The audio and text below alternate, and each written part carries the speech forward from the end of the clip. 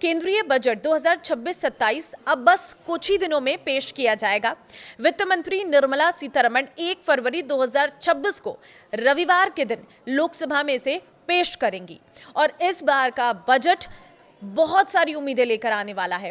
क्या सस्ता होगा, क्या महंगा होगा और किस सेक्टर को कितना बजट मिलने का अनुमान है, आज उसी पर चर्चा करेंगे। इस वीडियो में लास्ट तक बने रहिएगा। नमस्कार, मैं हूं आपके साथ ममता तिवारी और आप देख रहे हैं न्यूज़ 18 का डिजिटल प्लेटफॉर्म।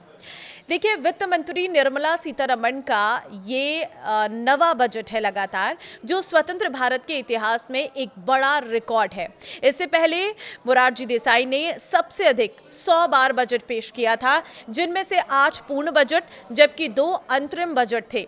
सबसे खास बात यह है कि आज़ादी के बाद पहली बार कोई बजट रविवार को पेश हो रहा है, जो काफी ऐतिहासिक माना जा रहा है।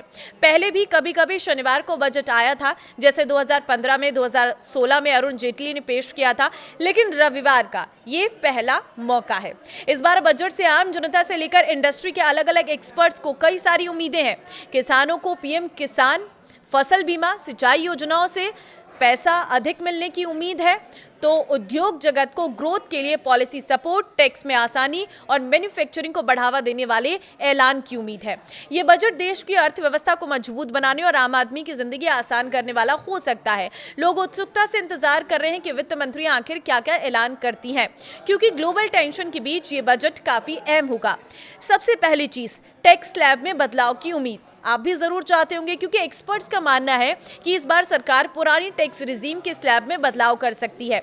अभी तक ओल्ड रिजीम में टैक्स जो स्ट्रक्चर है जस का तस बना हुआ है, जबकि नई रिजीम को लगातार अट्रैक्टिव बनाया गया है। कंजप्शन बढ़ाने के मकसद से सरकार मिडिल इनकम ग्रुप को राहत देने पर फोकस कर सकती है। दूसरी चीज है, टीडीएस रेट्स कम होंगे, क्योंकि ये सवाल उठ रहा है।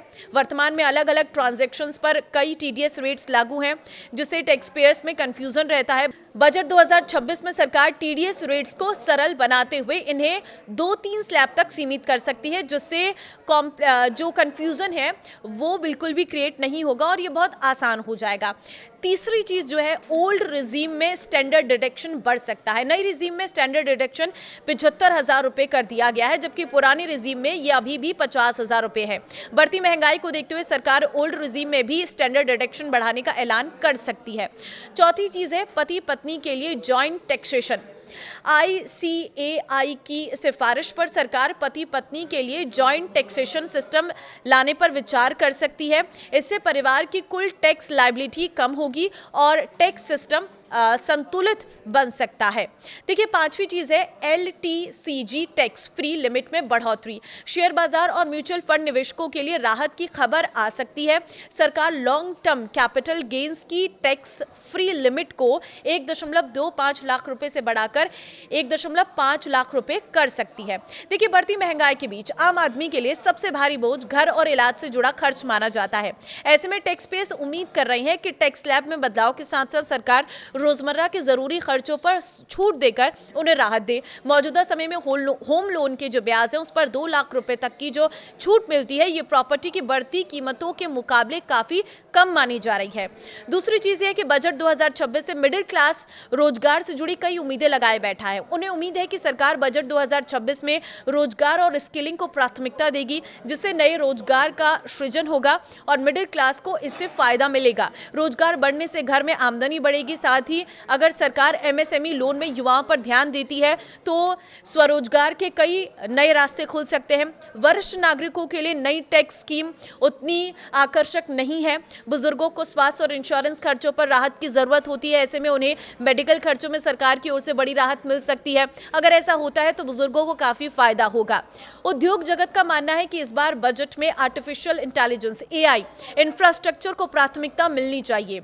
हैप्पीएस्ट माइंड्स के CEO के अनुसार भारत को केवल AI का उपभोक्ता नहीं बल्कि ग्लोबल लीडर बनने की दिशा में आगे बढ़ना चाहिए। इसके लिए स्वदेशी हार्डवेयर, डेटा सेंटर, स्टार्टअप्स को सपोर्ट, टैक्स इंसेंटिव्स और इसके साथ ही स्किलिंग प्रोग्राम की जरूरत है।